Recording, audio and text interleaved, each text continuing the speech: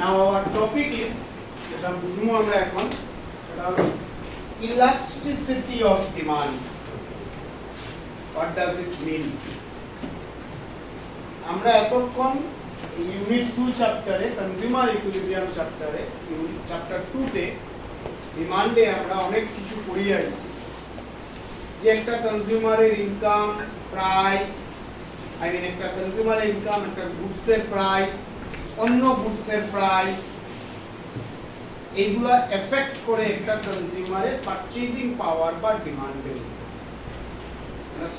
একটা কনজিউমারের মানি in the pocket কনজিউমারের যে গুডটা কিনতে যার সেই গুডের প্রাইস ইন দা মার্কেট ওই গুডের রিলেটেড গুডের price in the market influence consumers purchasing power or consumers demand.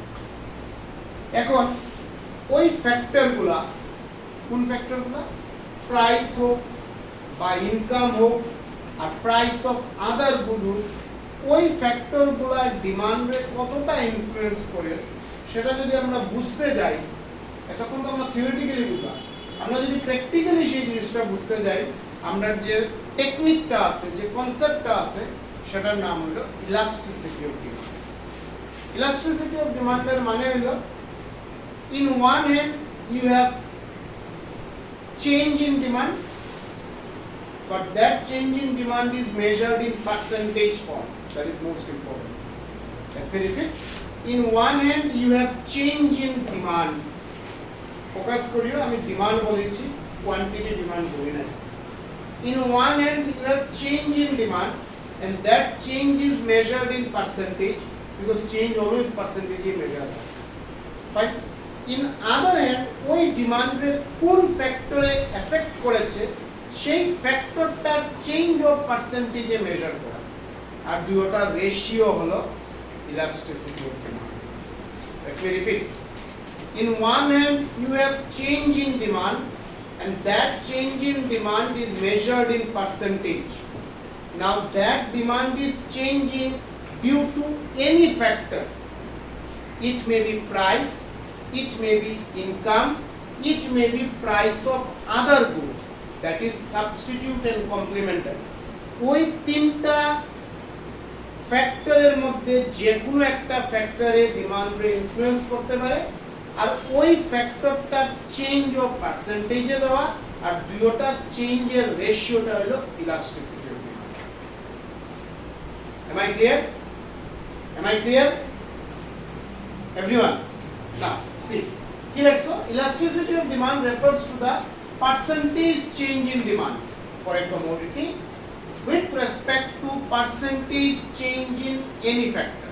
We don't know কোন factor, whether income affect করেছে না price affect করেছে না price of the other good, that is substitute or complementary good affect করেছে, that we don't know. আর এই দুইটা চেঞ্জের রেশিওটা হলো elasticity of demand. So আমরা ইলাস্টিসিটি অফ ডিমান্ডে কি লিখেছি?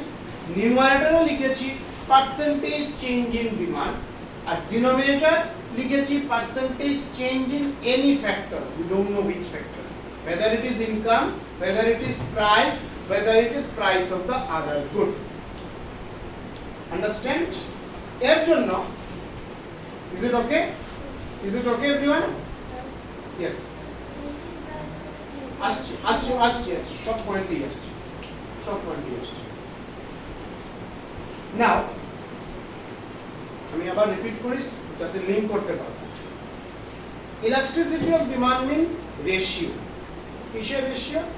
পার্সেন্টেজ চেঞ্জ ইন ডিমান্ড, ডিমান্ডের চেঞ্জ যেটা হচ্ছে কত percent divided by percentage change in any factor. How many factor? Broadly 3 factors. One is price of the good যেটা কনজিউমার কনজিউম করছে, second income of the consumer and third factor is price of the other good. Other good মানে substitute and complementary. Now তো আমরা এটা হলো elasticity of demand ratio. নিউমারেটরে লিখলাম price percentage change in demand, ডিনোমিনেটরে লিখলাম percentage change in any factor. Now elasticity of demand is of 3 types. কি টাইপস হয়? একটাকে বলে প্রাইস ইলাস্টিসিটি অফ ডিমান্ড।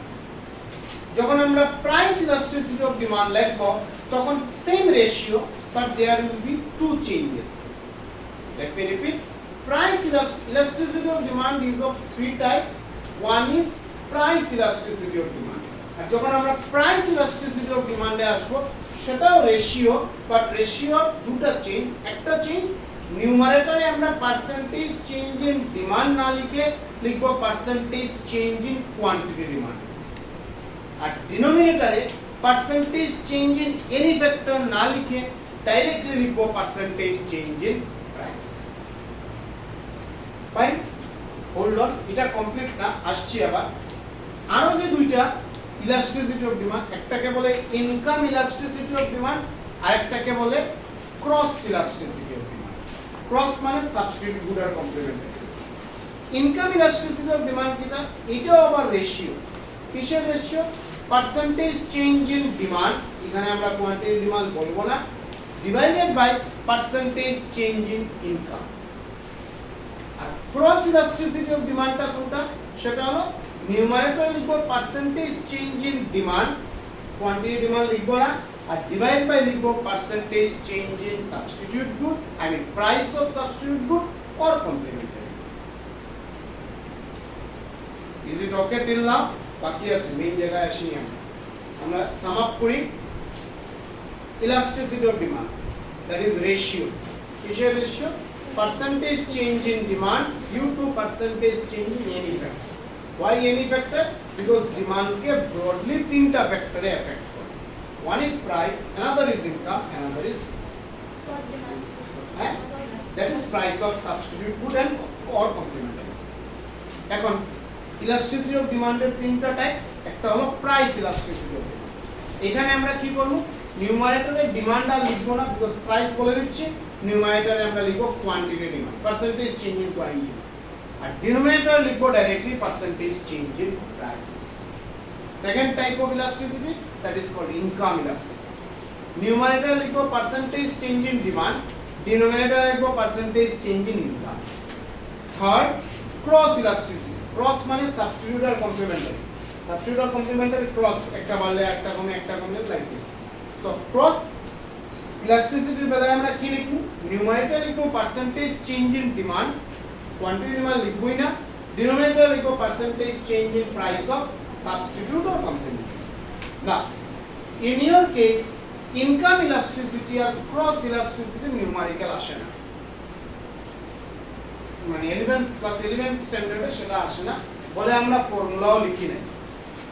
আমরা ফর্মুলা লিখলাম price elasticity of demand.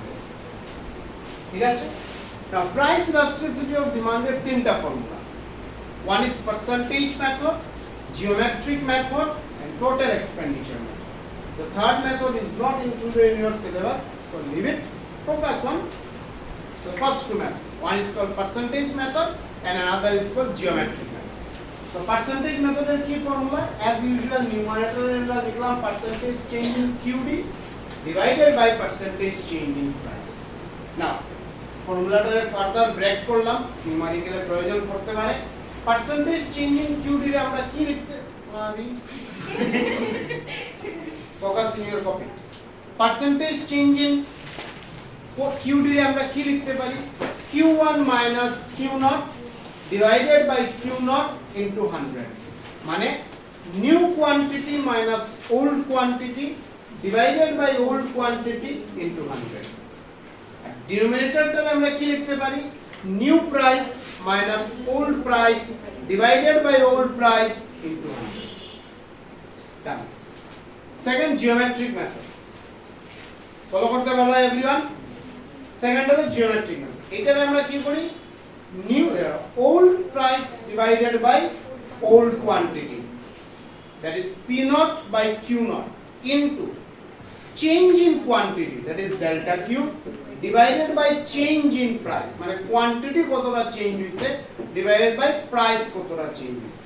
Now how to find out change in quantity? Q1 minus Q1, that is new quantity minus old quantity.